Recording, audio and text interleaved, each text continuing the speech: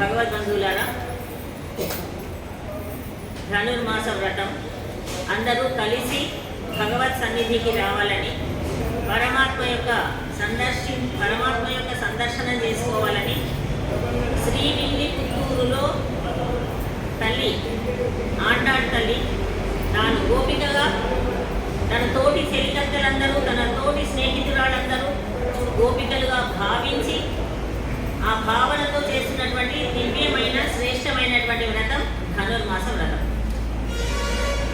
నిన్నటి వరకు 5 పాశురములను మనం నిన్న 5వ పాశురం చెప్పుకుంటున్నాం. మాయనై మన్ను వడమధురై మైందనై అని.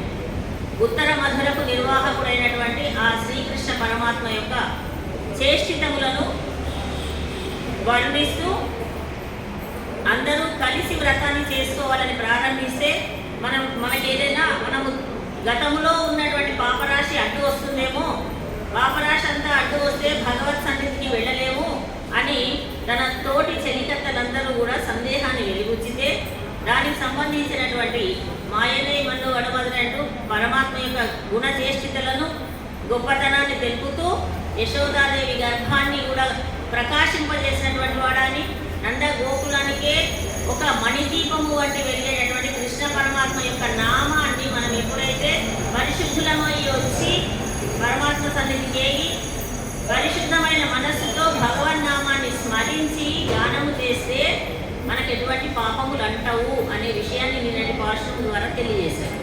మనం ఒక పాఠానికి ఎన్ని పాదములు ఉన్నాయి అంటే, పాదములు అంటే లైన్లు. ఎన్ని లైన్లు ఉంటాయి? 8.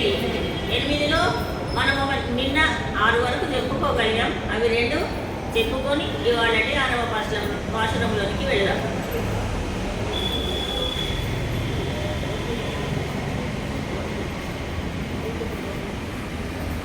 పరిశుద్ధులమై రావాలి పరమాత్మ సన్నిధికి అన్నారు. ముందు పరిశుద్ధులం అంటే పరిశుద్ధులం అయ్యే వస్తున్నాం కదండి, స్నానం ఆచరించే వస్తున్నాం. స్నానం చేయకుండా ఎవరైనా వస్తారా? అసలు కోవిలం కాదు, మన ఇంట్లో ఉన్నటువంటి మందిరం దగ్గర కూడా వెళ్ళాము కదా. అంటే బాహ్యమైనటువంటి ఈ శరీరానికి ఉండేటటువంటి శుద్ధతతో పాటు మానసిక శుద్ధతను కూడా కలిగి ఉండండి అని చెబుతూ, అలాగే మానసిక శుద్ధత అంటే మనసు పరిశుద్ధంగా ఉండడం అంటే ఎలా, ఏం చేస్తే ఉంటుంది, ఎలా శుద్ధి చేసుకుంటాం? భగవన్నామాన్ని విశ్వాసంతో స్మరిస్తే. ఎందుకంటే విభీషణుడు శరణాగతి చేద్దామని రామచంద్ర స్వామి దగ్గరకు వచ్చినప్పుడు కూడా అలా ఆకాశంలో నుండి వచ్చాడు కానీ ఆ సముద్రంలో ఒక మునక కూడా వేయలేదు. కానీ మనసులో మాత్రం శ్రీరామచంద్రుడిని శరణు వేడుతాను, అతడు తప్ప మరెవరు లేదు నాకు అనుకొని వచ్చాడు కనుక పరమాత్మ కూడా వెంటనే అభయం ఇచ్చేశాడు. సకృదేవ ప్రపన్నాయ తవాస్మీతి చ యాచతే అభయం సర్వభూతేభ్యో దదామి ఏతద్వ్రతం మమాని. నన్ను ఎవరైనా సరే ఒక్కసారి వచ్చి శరణు అంటే చాలు, ఇంట్లో వారితో పాటు ఎప్పుడు నేను ఉంటాను, వాడిని వదిలిపెట్టాను. ఇది స్వామి యొక్క వ్రతం, భగవంతుని యొక్క వ్రతం. అందుకని మనం విశ్వసించాలి కదా. ఎంతో మందిని రక్షించాడు. విభీషణశ్చ ప్రహ్లాదశ్చ విభీషణశ్చ కర్రాట్ పాంచాలి అహల్య ధ్రువ అంటూ అన్ని నేను తెలుస్తుంది. స్వామిగా శరణు అని అంటే రక్షించినటువంటి వాడు. ద్రౌపదీదేవిని రక్షించాడు, ప్రహ్లాదుడిని రక్షించాడు, ఒక ఏనుగుని రక్షించాడు ముసలిబారు నుండి కదా. అందుకని మీరేమీ సందేహపడవలసిన అవసరం లేదు. భగవన్నామాన్ని విశ్వాసంతో మనసులో తలవండి అని తెలియజేశారు. చేసి పరిశుద్ధులమై వచ్చి మనం పుష్పములన్నిటినీ కూడా అర్చన చేద్దాం. అందుకని మనం అర్చన చేస్తున్నాం. అంటే పుష్పాలన్నీ కూడా ఎలా ఉన్నాయో చూసుకోవాలి కదా, కాడలు ఉన్నాయా లేవా, ఇవన్నీ కూడా ఏం చెప్పడం లేదండి. పుష్పములను ఉంచి అర్చన కూడా ఈ విసిరి తూవిత్తలు అంటే పవిత్రమైనటువంటి పుష్పాలను తెచ్చి విసిరేసైనా సరే చేయండి, కానీ అర్చన చేయండి. అయితే మన పెద్దవాళ్ళు ఏం చెప్తారంటే పుష్పములు అంటే ఈ లభించేటటువంటి ఇప్పుడు 1 గంట 2 గంటల వరకు సువాసన ఉంది, తర్వాత వాడిపోయే పుష్పాలు కాదండి. మన జీవనాన్ని అందుకు అనుగుణంగా భగవంతుని యొక్క సేవకు అనుగుణంగా తీర్చిదిద్దుకోవాలి అని శంకర భగవత్పాదులు చక్కని విషయాన్ని తెలియజేశారు. అహింస ప్రథమం పుష్పం అని. ఈ పువ్వులు ఎన్ని ఉంటాయట అంటే 8 పుష్పములు ఉన్నాయంటే అవి చాలా ముఖ్యమైనవి అన్నారు. అహింస ప్రథమం పుష్పం పుష్పం ఇంద్రియ నిగ్రహ సర్వభూతదయా పుష్పం శాంతి పుష్పం తథై విశేషతః జ్ఞాన పుష్పం తపః పుష్పం ధ్యాన పుష్పం తథైవ చ సత్యమష్టవిధం పుష్పం విష్ణోః ప్రీతికరం భవేత్.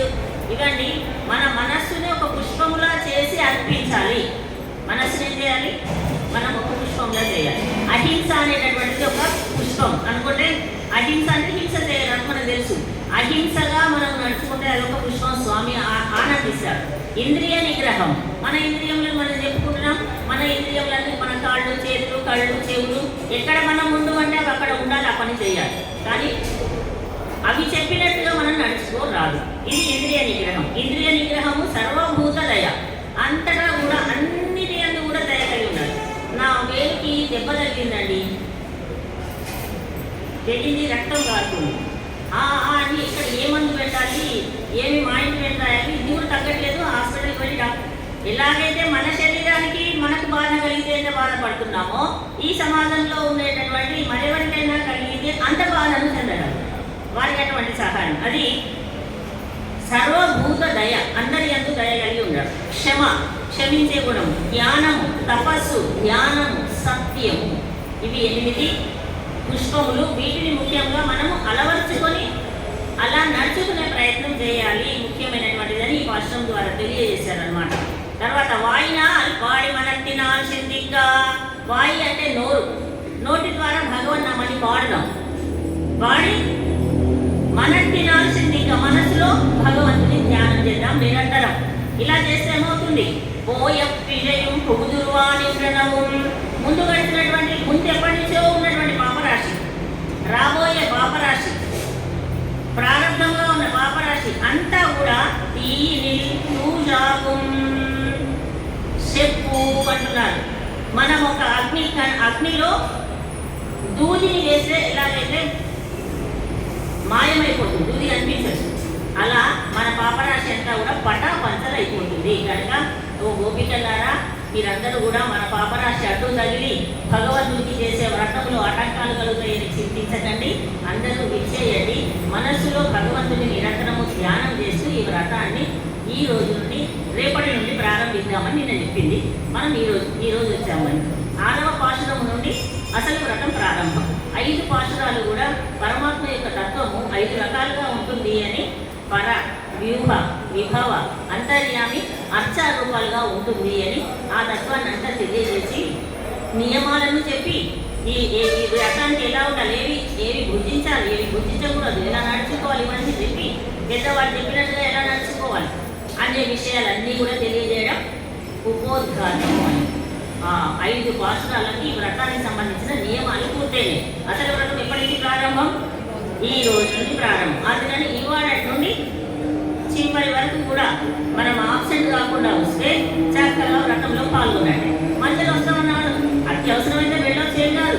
ప్రారంభం వచ్చి మళ్ళీ చివరికి వచ్చామన్నా కూడా దీంట్లో వ్రతంలో ఉన్నట్టే. అందుకనే ఇంత సులభమైన వ్రతం మన ఎక్కడా ఉండదు. అందుకని ఈ వ్రతంలో మనం అందరం పాల్గొంటూ ఈరోజు 6వ పాశురం ద్వారా ఏం తెలియజేశారు అనే విషయాన్ని చూద్దాం.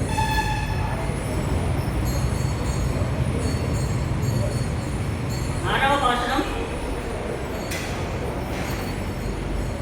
புள்ளும் சிலம்பினால் உள்ள ரயில் கோயில் வெள்ளை விதிலங்கன் வேலரவம் கேட்டிலையோ பிள்ளாய் எழுந்திராய் பைமுலை நஞ்சுண்டு கள்ளச்சகடம் கலக்கண்ணாலோச்சி வெள்ளத்தரவில் துயிலமரண்ட வித்தினை உள்ளத்து கொண்டு முனிவர்களும் யோகிகளும் மெல்ல வெழுந்து அரியன்ற பேரரவம் ఉళ్ళుం పుగుందు కుళిరిందేలోరెంబావాయి అనేటటువంటిది 6వ పాశురం. అయితే ముఖ్యంగా తెలుసుకోవాల్సింది ఏమిటంటే ఈ ధనుర్మాసంలో 5 ఎన్ని పాశురాలు? మొత్తం మనకు 30 పాటలు. 30 పాటలని 5 విభాగాలుగా చేశారు.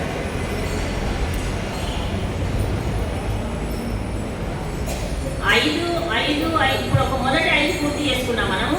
తర్వాత 10 మంది గోపికలను ఇప్పుడు వ్రతాన్ని ప్రారంభిద్దాం, అందరూ రండి అని కృష్ణ పరమాత్మ రేపు ఉదయం వస్తే మీకు కావాల్సినటువంటి వ్రతానికి సంబంధించిన సంభారాలు ఇస్తాను, నియమాలు చెప్తాను అన్నాడు కదా. ప్రొద్దునే లేచి వస్తున్నారు మనవాళ్ళు. ఆ కుటుంబాలు ఉన్నాయి తెలుసా? అది ఒక గ్రామం. ఆ గ్రామంలో ఒక 5 లక్షల కుటుంబాలు. అప్పుడు 5 లక్షల కుటుంబాలు కలిగినటువంటిది చిన్న గ్రామం. అయితే ఆ గ్రామంలో ఇంటికి కనీసం ఒక్కళ్ళన్నా ఆడపిల్లలు ఉంటారు. ఒక్కళ్ళేంటి ఇంటి ఎక్కువే ఉంటారు. కానీ మనం ఒక్కళ్ళని తీసుకున్నా ఎంతమంది? 5 లక్షల మంది గోపికలు. 5 లక్షల మంది గోపికలందరూ కలిసి వస్తున్నారట. వారంతా స్థలానికి ఇచ్చేసి మనందరం కలిసి కృష్ణ పరమాత్మ దగ్గరికి వెళ్దాం. నిన్న చెప్పింది అమ్మ గోదాదేవి.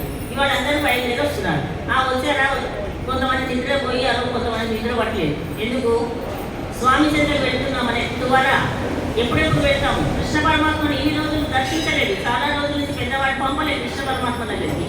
అందుకని పరమాత్మ దర్శించాలని కోరికతో ఉన్నటువంటి కొంతమంది నిద్రపోలేదు. కొంతమంది కృష్ణుడినే ఆలోచిస్తూ పరమాత్మ యొక్క దివ్య చేష్టలను పూర్తి చేసుకుంటూ నిద్ర కాదు కానీ లేవాలనిపించట్లేదు. కళ్ళు తెలిస్తే భగవద్గీతతో దూరం అవుతుందని అలా ఉన్నారు. సరే అమ్మ ఆండాడమ్మ వారు వచ్చి అందరు వచ్చారని ఒకసారి చూసింది. చూసి అందరూ ఉన్నారు. 5 లక్షల మందిలో కూడా ఒక 10 మంది తగ్గారని అమ్మ గ్రహించి. అంటే చూడండి ఎంత స్నేహం అనేది ఎట్లుంటుందంటే, స్నేహితులు ఏ ఒక్కళ్ళు రాకపోయినా మనకు తోచదు కదండి. ఎక్కడికైనా వెళ్తున్నాం, అందరం కలిసి వెళ్ళాలనుకున్నప్పుడు స్నేహితులను ముందు అడుగుతాం, నీవు వస్తున్నావా? రావట్లేదు. నువ్వు రాకుంటే నేను కూడా రాలేదు. లేదు అందరం కలిసి వెళ్దామని అంటే అందరూ వస్తారు. అలా ఆశ్చర్యం అనిపిస్తుంది మనకి. 5 లక్షల మంది, 10 మంది 20 మంది అంటే చూసుకొని ఒక 5 రాలేదనుకోవచ్చండి. 5 లక్షల మంది గోపికలలో కూడా 10 మంది తగ్గారు అని అయ్యో వాళ్ళు వస్తామన్నారు. నిన్న అందరూ అనుకున్నారు నేను వస్తాను, తప్పకుండా వస్తాను, నేను టైం వరకు వచ్చేస్తా, నేనే ముందు వస్తాను. ఒక్క గోపిక అయినా చెప్పుకున్నారు. అయ్యో వాళ్ళు రాలేదు కదా, ముందు వాళ్ళని లేపుకొని వెళ్దాం, వాళ్ళ నిద్ర మేల్కొల్పుకొని వెళ్దాం, వాళ్ళకి నిద్ర పట్టినట్టుంది మేల్కొని రావట్లేదు అని ఒక్కొక్క గోపిక దగ్గరికి బయలుదేరి వెళ్తారు. ఇవాళ నుండి ఇవాళ మొదటి గోపిక. అయితే అంతరార్థం ఏమిటి అంటే, ఆ గోపికలందరూ కూడా మహాభక్తులు. వాళ్ళు నిద్రిస్తున్నారంటే మనలాంటి నిద్ర కాదు. ఇది ఒకటి మనం గుర్తుంచుకోవాలి. మనది తామసిక నిద్ర. వాళ్ళది భగవత్ సంబంధాన్ని గుర్తు చేసుకుంటూ ఉండేటటువంటి ఒక సాత్విక నిద్ర. అలా ఉన్నటువంటి మహాభక్తులు వాళ్ళ దగ్గరికి వెళ్ళారు. ఇవాళ మొదటి గోపికను నిద్ర మేల్కొల్పుతున్నారు అమ్మ గోదాదేవి. పుళ్ళు తెలియజేస్తున్నారు. ఈ తిరుపావ అంతా కూడా ఉపనిషత్తులు, బ్రహ్మసూత్రాలు, భగవద్గీత వీటన్నిటికీ కూడా సారభూతమైనదండి. 32 ఉపనిషత్ విద్యలు ఉన్నాయట. ఉపనిషత్తు 32 రకాలుగా ఉంటే 30 పాటలలో అంత ఉపనిషత్తు సారాన్ని విడిచి ఇచ్చిందమ్మ. అంటే చాలా శ్రేష్టమైనది. ఇందులో ఒక్క పదాన్ని మనం పలికినా ఎంతో విశేషమైనటువంటి ఫలితము, శ్రేష్టమైనటువంటి ఫలితం లభిస్తుందట. అటువంటి పాటలను అందుకే పెద్దలు ఏం చెప్పారంటే, వీటిని 5 విభాగాలు చేశారండి అని. 5 మైందు మర్యాద మానిడరై వయం సుమపదు మగ్గు అని 5 విభాగాలుగా. అంటే మనకు ఒక్కొక్క విభాగాన్ని అన్ని 10 ఒకేలా ఉండకుండా ఇప్పుడు మొదటి 5 మాత్రం భగవతత్వాన్ని తెలియజేసినట్టు, తర్వాత 10 పాటలేమో 10 మంది గోపికల నిద్ర మేల్కొల్పుతుంటారు, 10 మంది భాగవతోత్తములను నిద్ర మేల్కొల్పినట్టు. భాగవతోత్తములు అంటే ఎవరు? ఆళ్వాళ్ళు భగవత్ భక్తిలో ఉన్నవాళ్ళు, భాగవతోత్తం భక్తిలో మునిగి ఉన్నటువంటి వాళ్ళు. అటువంటి 10 మంది భాగవతోత్తములను మేల్కొల్పాలి. భాగవత గోష్ఠిలో మనం కలిసి ఉండాలి. భగవంతునికి ఆరాధన చేయడం చాలా ముఖ్యమండి. అనేక రకాల ఆరాధనలు ఉంటాయి భగవంతునికి చేసే ఆరాధనలు. అలా ఆరాధనలలో భగవంతుని ఆరాధన ఎంత ముఖ్యమో, భాగవతులతో కలిసి భగవత్ సన్నిధికి వెళ్ళడం కూడా అంత శ్రేష్టం. అందుకని ఈ అమ్మాయిని నిద్ర మేల్కొల్పుతున్నారు మొట్టమొదటి. ఆ తర్వాత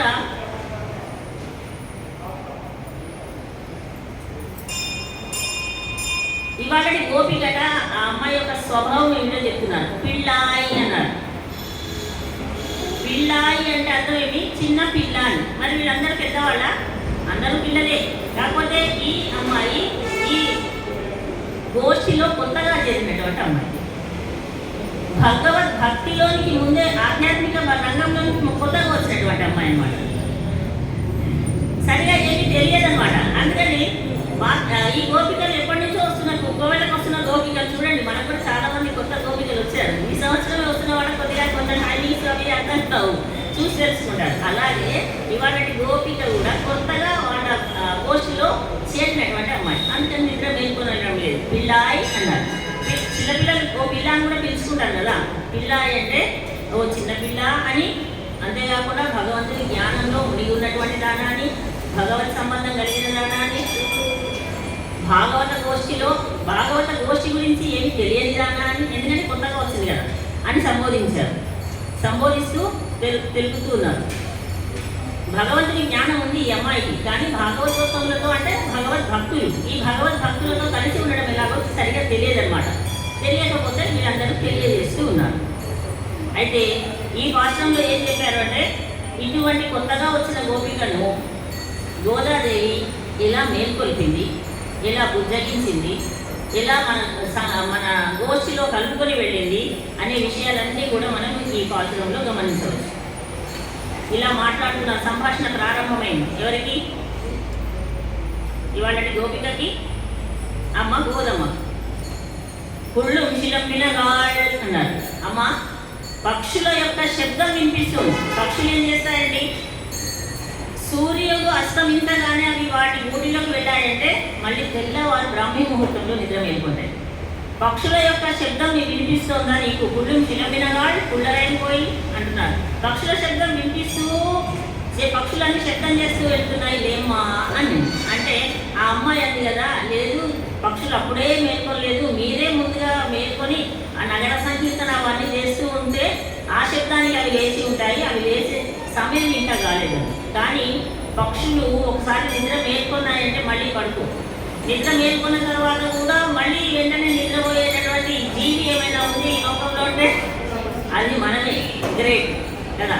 నిద్ర మేల్కొన్న తర్వాత ఇంకా కొద్దిసేపు ఇంకొక అరగంట కానీ పడుకునేది ఎవరు? ఏ జంతు రాశి, ఏ జీవరాశి కూడా ఒకసారి కళ్ళు తెరిచాయి పక్షులు లేచాయంటే మళ్ళీ పట్టుకోవండి.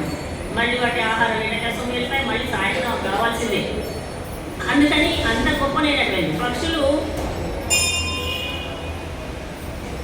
అయితే అమ్మాయి అది కాదు, మీ అల్లజడికి అవి లేచి ఉంటాయి. ఇంకేదైనా గుర్తు చెప్పండి, సూర్యోదయం అయింది అని చెప్పడానికి ఇంకొక గుర్తు చెప్పండి అంటే, అసలు పక్షులు అంటే ఎవరు?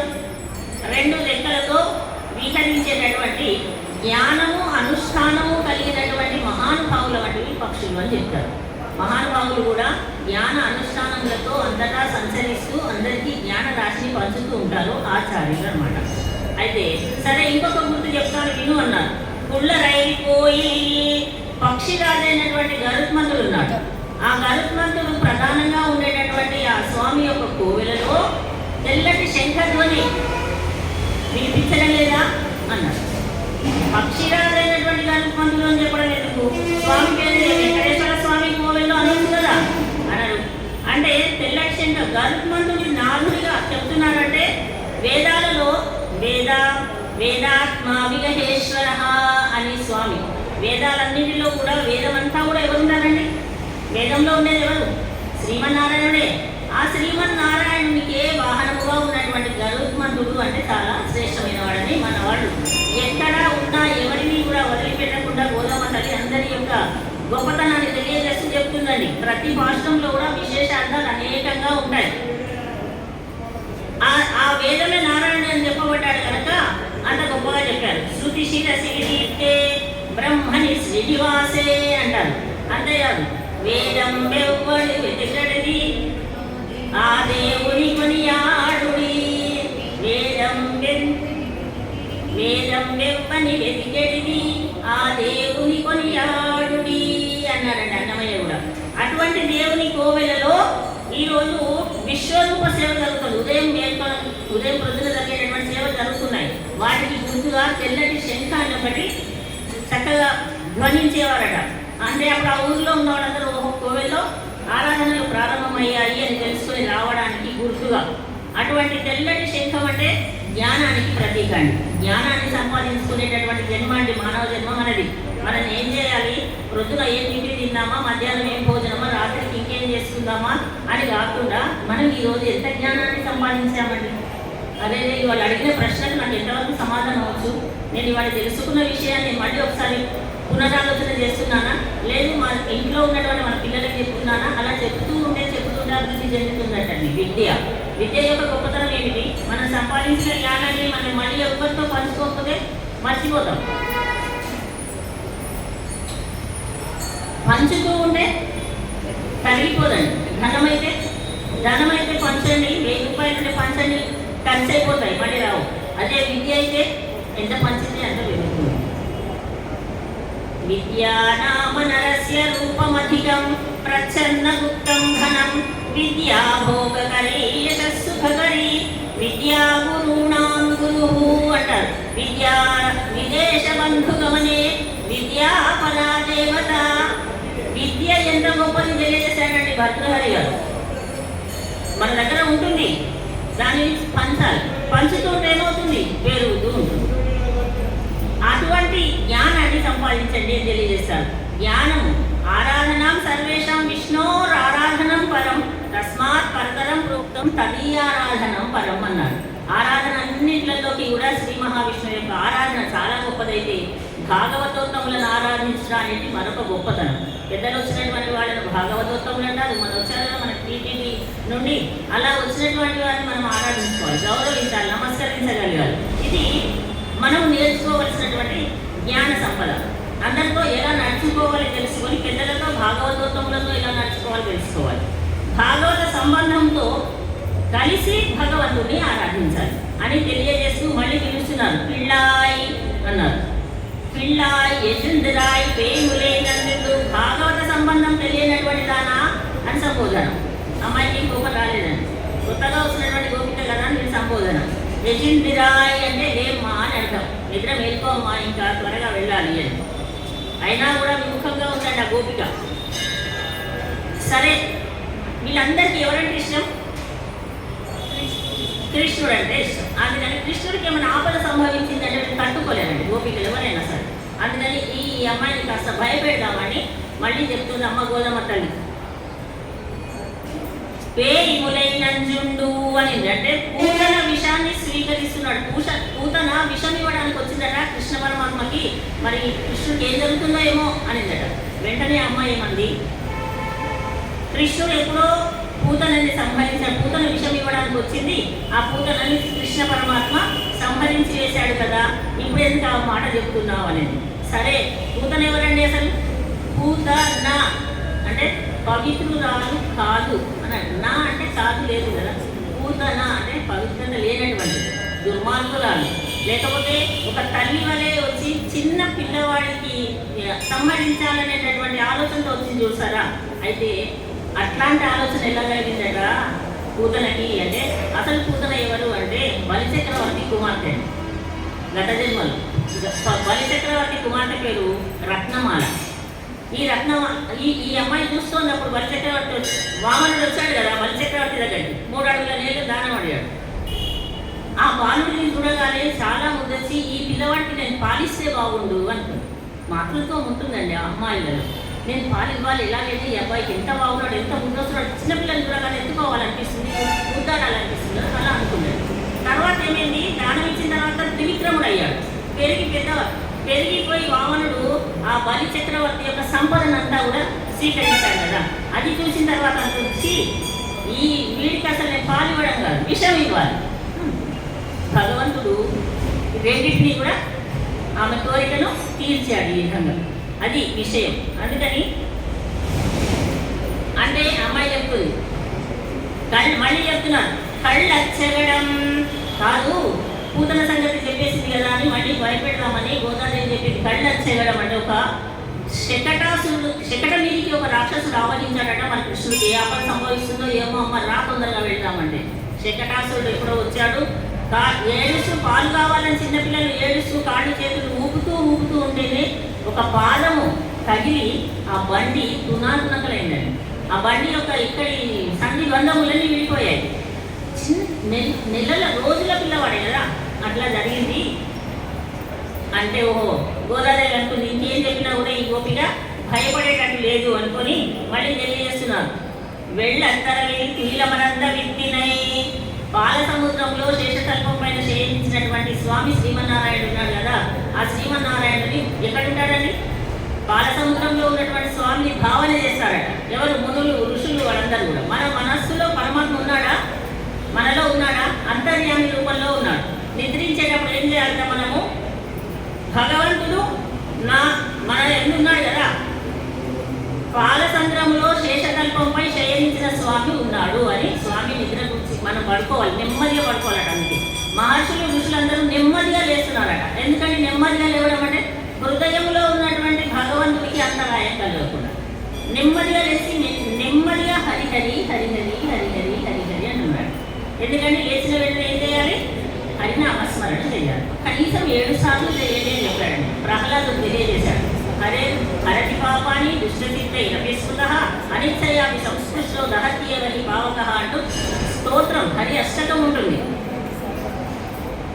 అందుకని హరిహరి అని కనీసం 7 సార్లు అని చదవగలిగితే మొత్తం స్తోత్రం చదవండి. హర్యష్టకం ఇదం పుణ్యం ప్రాథమిక ఎప్పుడే ఆయుష్యం బలం ఆరోగ్యం యశో వృద్ధి శ్రియావహం మనకు కావలసినవన్నీ లభిస్తాయండి. ఉదయం లేచిన వెంటనే హర్యష్టకం చదివి హర్యష్టకము కృష్ణాష్టకము పంచాయుధ స్తోత్రము ఇవన్నీ చదువుతాం. అందుకనే మన శ్రీమతి స్తుతిమాలలో మొదటి పేజీలు అన్నీ ఇవే కదా. ప్రాతస్మరణం అని పేరు.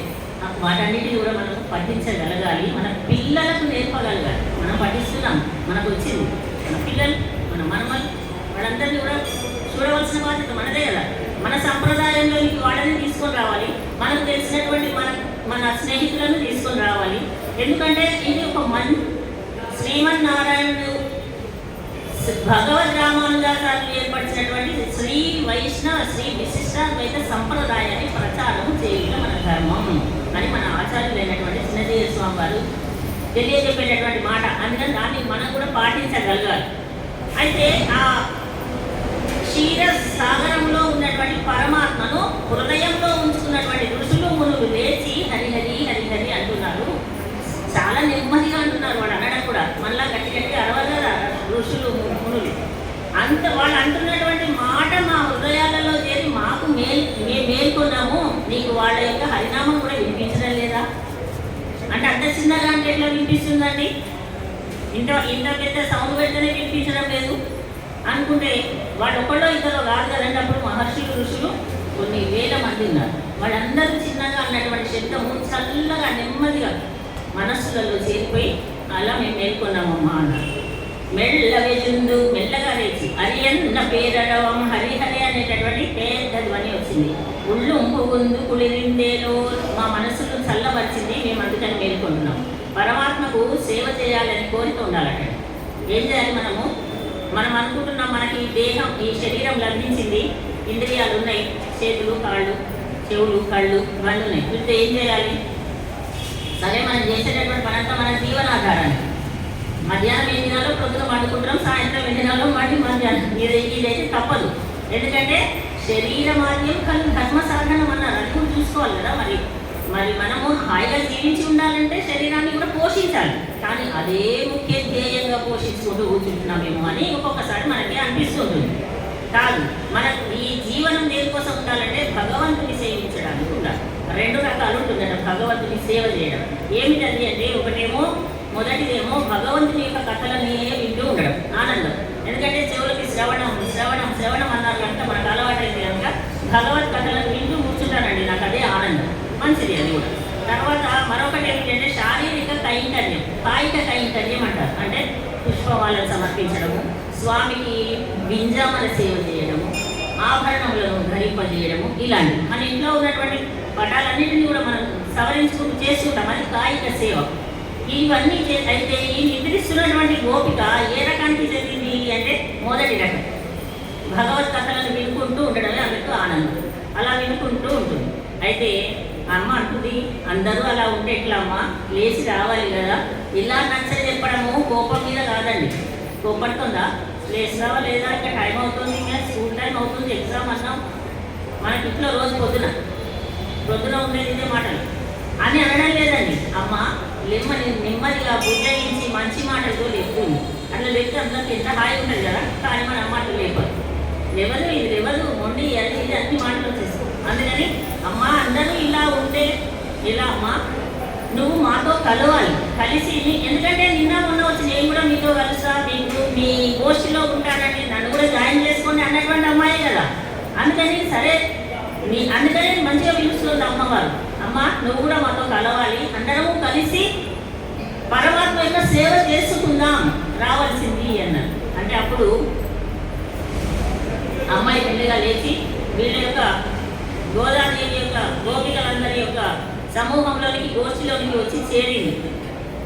ఈ గోపిక గోష్ఠిలో కలిసి చేరిన తర్వాత గోదాదేవి వారి గోపికలందరూ కలిసి భగవత్ సన్నిధికి బయలుదేరుతూ ఉంటే మరొక అమ్మాయి కూడా నిద్ర లేవలేదు అని తెలుసుకొని అక్కడికి వెళుతూ ఉంటారు. ఈ భాగవత గోష్ఠి అని పేరు. ఇప్పుడు గోష్ఠి కనుక ఏమని పేరు? భగవద్ భక్తులు కనుక భాగవతులు అంటారు. భాగవత గోష్ఠిలో చేరినటువంటి అమ్మాయి సంతోషంతో చేరింది. వీళ్ళందరూ ఈ గొప్పతనాన్ని, భాగవతుల గోష్ఠి యొక్క గొప్పతనాన్ని తెలియజేసేటటువంటి పాశనమే ఈనాటి ఈ 6వ పాశనం. అటువంటి భాగవత గోష్ఠికి గురించి తెలియజేసినటువంటి అమ్మ గోదాదేవికి మనం కూడా ఒకసారి నమస్కారం చెప్పుకుంటూ ఇవాళ పాశనాన్ని మనం అనుసంధానం చేసుకొని తర్వాత కార్యక్రమాలకు వెళ్దాం. உள்ளும் சிலும்பினகாள் புள்ளரை கோயிலில் வெள்ளை விழிச்சங்கன் பேரவம் கேட்கிலையோ பிள்ளாய் எதிர்ந்திராய் வேமுலை நஞ்சுண்டு கள்ளச்சகடம் கலக்கல்வியக்காலோச்சி வெள்ளத்தரவில் துயிலமர்ந்த வித்தினை உள்ளத்துக்கொண்டு முனிவர்களும் யோகிகளும் மெல்லவெழுந்து அரியன்ற பேரவம் உள்ளம் புகுந்து குளிர்ந்தேலோரெம்பாவாய் तत्कटे पूर्वफल्गुन्यां तुलसीकाननोद्भवां वाण्ये विश्वम्भरां मूर्धा वन्दे श्रीरङ्गनायकीं आण्डाळ् दिव्यतिरुवडिगळे शरणम्.